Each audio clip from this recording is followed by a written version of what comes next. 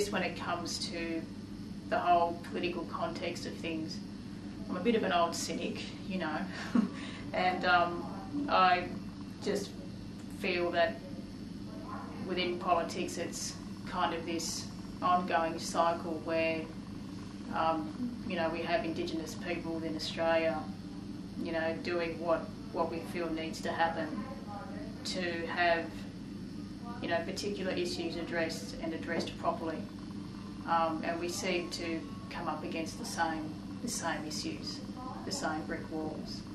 And it was interesting because in hearing colleagues talk over the last few days, even, it's very much this ongoing frustration that a lot of Aboriginal people experience, who are out there doing the work, that are engaging with different, you know, government departments to, you know, gain support, you know, to seek funding so that the research can be done and so that the work can continue. And I personally feel that a lot of success has been made by many Indigenous peoples around Australia. I feel that what happens is that when we have the ongoing frustrations and the people that don't really want to, that are still not listening, they're just hearing what they feel they need to hear, but they're not really hearing what's being said. Then there's the other side where there is the ongoing, you know, where you feel like you're banging your head up against the wall. So I see that quite as being an ongoing common experience for many Aboriginal people in Australia. I personally feel that the apology needed to happen for a lot of people. For me, I didn't need that. And I mean, my experiences has been also growing up in a non-Indigenous family and having those experiences. But for me, like I say, for me personally, I didn't need for that to happen. But certainly I respect and fully understand and acknowledge that there are many Aboriginal people out there that really needed to hear that. For them it meant a lot. So I totally respect that. It felt like something was really shifting for them when they witnessed that, and it is a situation where there does need to be real commitment on behalf of the government. Certainly if they're going to formalise in the front of the, you know, the whole of the Australian population that they're, you know, giving this apology, and then for that to have any real clout or any real credibility, then there does need to be the ongoing follow-up action from that. Columbia is it's a remote community in Western Australia. Gnibi's relationship with this particular community in Columbia is ongoing. So we do have the Masters students from our Masters of Indigenous Studies and Wellbeing degree who have been working over there. From what I can see, you know, it as with anything, you have your issues. It's not all smooth sailing, you have your hiccups, but you just find ways to start to work that through. But in terms of, you know, Gnibi's commitment to working with Columbia and other communities, then sure, that's definitely there, and so the work will continue. And East Timor? Okay, Timor-Leste, well, similar thing.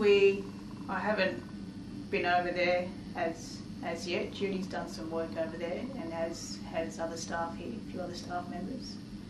Well, actually one, Lynwood, who's our head of school, he's been doing some work over there recently. We've also had one of our master's graduates, Judy Knox, who is doing some work over in, where is she now? I think she's over in Boggabilla. And she went over to Timor-Leste for a while, did some work over there too. Did some teaching and ran some workshops with some of the people there at this orphanage. That's I'm pretty sure they're in. I'm not sure whereabouts in Dili. I'm pretty sure that's where it's located. And they've been doing some work there and working in one of the orphanages, working with some of the people there. One of our graduates, Ina Bradbridge, and she works really hard over there, in working with, you know, I'm pretty sure she runs the orphanage, but she's got a key role there, and you know, she's been working with us as well. and is wanting to implement, or they have been implementing what she's learned in the Masters and taking that back and implementing that back over in Timor-Leste with people there in her community. So doing the same things, just working through a lot of wanting to address the needs. Same thing, addressing the needs. So you're just working with people on the ground in that very local context, and facilitating learning. Skilling people up by facilitating a learning process where they get to examine things for themselves, they get to look at themselves, and then look at the issues and the deeper stuff that's going on in their own communities. Similar sorts of things have been happening in Canada with some of, say, the First Nations communities over there. I feel that what we offer here is really beneficial to all peoples. So first of all, we have a commitment to have as many Indigenous people skilled up as possible, but I also feel that needs to be partnered with being open to skilling up non-Indigenous people as well, because there are going to be, and there will continue to be non-Indigenous people that work in these areas too. So to me it's kind of like two-pronged, skilling up our own mob, but then skilling up non-Indigenous people as well, who come here and have that interest and that have that commitment. So to me it's just really about us going from strength to strength and to keep doing what we're doing, but just to build on that and to expand that further. And certainly to have more Indigenous people with postgraduate qualifications, because I guess whether we like it or not, that's what's needed too.